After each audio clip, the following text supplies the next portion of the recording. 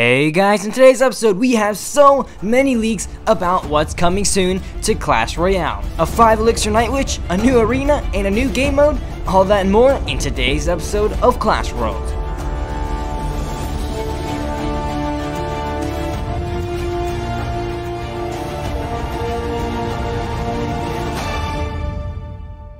Hey guys, it's Andre here, and welcome back to another episode of Clash Worlds. In this weekly show, we take a look at the most recent announcements from the Clash Royale team, the hottest topics in CR esports, as well as what's going on in the community. Then, we'll finish off the episode by breaking down the meta and featuring my off-meta deck of the week. If you're enjoying Clash Worlds, then please leave a like, subscribe, and hit that bell to get notified of every new video that comes out. Also, go check me out on Twitter. I'm pretty active on there now, so link to it will be in the description. And with that out of the way, let's get right into the first section, New in the Arena.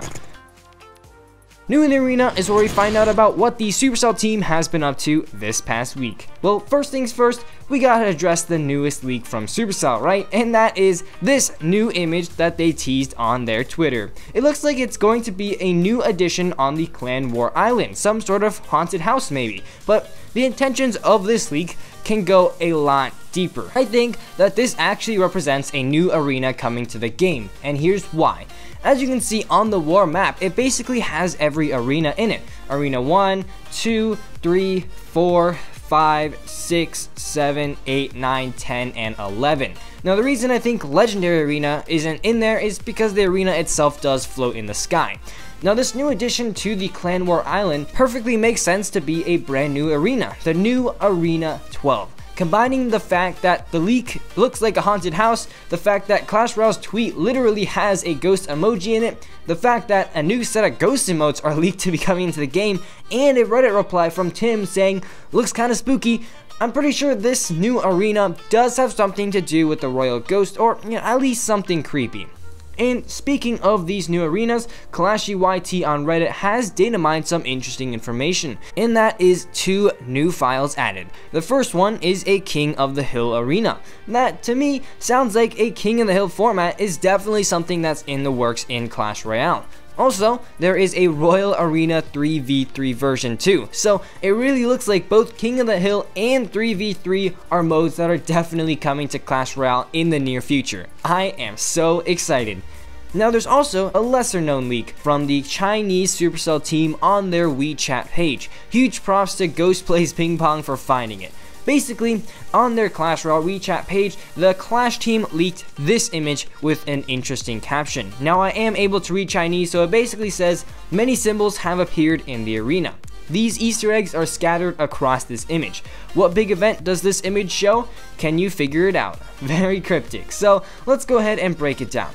Starting at the top, the easiest hint is the new clan logo and the name that says Quests. Matching this with the new PvE mode leaked last week, this could be what that mode looks like. Next up, the timer in the upper right corner. It displays 1 minute and 22 seconds left, but it might mean a bit more. This is confirmed by a text under the image, which basically says that they will reveal what this image means on January 22nd. And finally, there are 2 X's on the image, one on the king and one on the hog. As for these, I have absolutely zero clue on what it can mean, so let me know what you guys think about it in the comments section below. Also, regarding this next update, it is actually still on track to be released at the end of January, as the Clash Royale weekly Reddit states. In addition, it will be a bit of a smaller update in general, with this comment by Tim saying, small as we've only been developing this update for about 3 to 4 weeks when taking the Christmas break into consideration since the December update. And I think that's honestly perfectly fine, especially with all of the community involvement recently with the global tournaments and awesome challenges.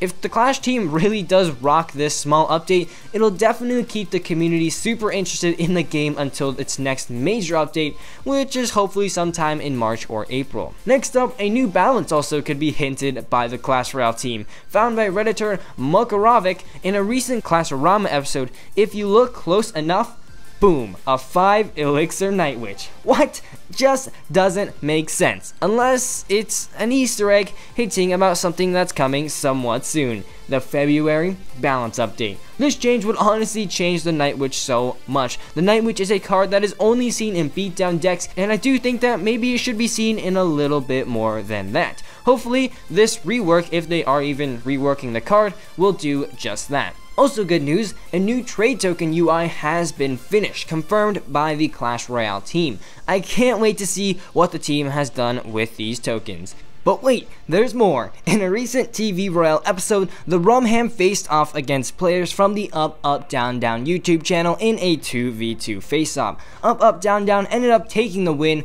but that's not why I'm covering this episode. What I am interested in is this very interesting user interface. Let's go over everything new. First off, a combined health indicator. This seems like some kind of slider that shows how much HP your towers have added up. This could be a very great feature, especially for esports, to break down draws. Instead of just going for the lowest tower, the tiebreaker can now be lowest combined health instead. Next up, we have a total leaked elixir indicator. Now this is one that I'm actually really looking forward to. This is the thing that will really help your gameplay, as it shows how well you're able to manage your elixir and leak as little as possible. And finally, we have a total cards played stat. This is also a very interesting feature to add in replays, as it can be pretty cool to see just how many cards you play compared to your opponent. Anyways, I'm not sure if these stats will be available during live matches, but it definitely looks like spectators are able to see it. In addition, I hope these features aren't just constrained to 2v2 and are added to 1v1 as well. What do you guys think about this change? Let me know in the comments section below. Now that's gonna do it for New in the Arena. It's time to check out the esports update. The Esports Update is a segment where we take a look at new and rising pro players as well as recent esports competitions. This past few days, we've had a rather mini global tournament, one that only lasted about a day, and that was the Sudden Death Tournament. And as predicted, Freeze absolutely took the cake for the challenge, with Freeze literally being used in almost every deck.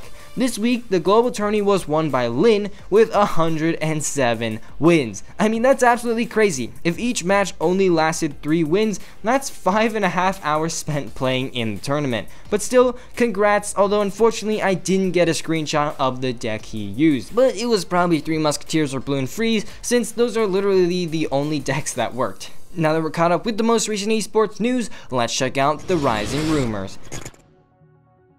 First off, Redditor I Gutierrez Art made some Ice Wizard fan art for Clash Royale. It is absolutely stunning, and huge props to him for the amazing work. Next up, Redditor Expo User has 2 very interesting emote designs. I mean, check these out, they're pretty hilarious, and I think Supercell should really consider adding them to the game. Now, Redditor Ventum has a very interesting yet simple idea to improve the shop, an ability to refresh the cards in the shop for 10 gems. Not too sure if many of you guys would use this refresh feature, but I think this is something that you could definitely consider doing every once in a while, and it wouldn't be that hard for the dev team to implement either. Now that we've covered the trending topics in the community, let's go ahead and break down the meta. This week, we actually have seen a surprisingly big decrease in 3 Musketeer usage. That's because the meta has evolved to actually counter 3 Musketeers relatively well. With decks such as P.E.K.K.A. Control, Golem Beatdown, Freeze, and Bridge Spam running all over the place, 3 Musketeers now have a much tougher time breaking through. Lava Hound has actually seen a bit of a comeback too, but not in the form of Lava Loon, just an interesting Lava Hound control variation. So that's the current meta for you guys. Now let's check out the off-meta deck of the week. That's right, in each Clash World episode, I'm going to be featuring one off-meta deck that works in the current meta. This week's deck was submitted by Opinion Onion, and it's a super dirty Royal Giant Sparky deck. Royal Giant Sparky is a combo that just hasn't seen the light of day forever now, but with both a recent rework to the RG and a buff to the Sparky, it's certainly a super fun and effective combo to play with. There's a super solid defense with Rascals, Hunter, and Minions, and the 2 small spells allow you to dominate any small units that you face. Overall, just play quite defensively and place that Royal Giant as a counter push. So, with all that out of the way, let's get right into a battle. Alright, so it looks like this battle is going to be against Hellborn Phoenix from the clan Boricus Power. So good luck to him. And starting off this match, we're going to see if he's going to make the first move, because, you know, you want to start off a little bit more passively. And here we go, we're going to go ahead and just straight up log out his Goblin Gang. Fast enough reaction that will catch the Goblin Gang and also chip that log onto the tower. And here, let's go with the Hunter, stopping that Goblin Barrel. Oh, I think I actually placed that Hunter one tile too far forward. Unfortunately, we're going to take 2 stabs from that Goblin. So do have to be careful about that next time. But anyways, here, let's see. He's got a Princess, so it looks like we're just going to be against a bait deck. Now, one thing that I do have to, okay, never mind. I was gonna say we do have to watch out for Rocket, but the bait deck variation with Mega Knight, I don't think has the Rocket in it. So anyways, here, Rascals will go ahead and just take out that Mega Knight. As you can see, that Rascal boy is just so tanky, and the Rascal girls and the tower will DPS down that Mega Knight. Meanwhile, we got that Royal Ghost connecting onto the tower, zapping out that Goblin Gang, and that tower is going down to 1830 hit points. So definitely a really good start for us. And yeah, let's just see what other cards he has. So anyways, here, as we reach 10 elixir, since we are against bait, I'm gonna just go ahead and put a Royal Giant in the back, because when we have the heavier deck, you do want to play a little bit more like a beatdown deck. Anyways, here, he's gonna go with a Hog, so let's go with a Hunter, DPS that down, and then a Log to finish off the Goblin Barrel. That is a positive 1 trade for us. So let's see what he has to take out that Royal Giant. And oh my god, he has an Inferno Dragon. That's gonna be so annoying for us to stop. Royal Giant will still get 2 hits on the tower, which is definitely really nice. But yeah, that Inferno Dragon is going to pose a massive threat for us when we're trying to break through. So anyways, here, we're just gonna go ahead and plop a Royal Ghost on that Princess, try and take that out. Hopefully, you know, he doesn't have a Mega Knight or something to stop it. Nope. And that Royal Ghost might even connect on the tower. Nope. Okay, he's just gonna use that Mega Knight to take that out. And here, I'm gonna use a Sparky. And here, I'm just gonna pray that he doesn't have a Rocket. I don't think he does, but yeah, it looks like he's not going to use his Rocket if he does. But anyways, here, I'll put down some Rascals just because I'm pretty sure that Sparky is gonna go down. And here, we can just go ahead and lock out that Goblin Barrel, no problem. And here, we're gonna actually apply some double lane pressure. You know, we got the Rascals on the left, we're gonna get a Royal Giant and minions on the right, anticipating that Inferno Dragon. And where is it? There's the Inferno Dragon. It's actually distracted on those minions. Let's go. Unfortunately, the minions do go down, but we're gonna go ahead and zap out that Inferno Dragon so that Royal Giant can get a little bit more hits onto the tower. And here, let's see, he's got a massive push, but Hunter will go ahead and just absolutely obliterate that Hog Rider right there.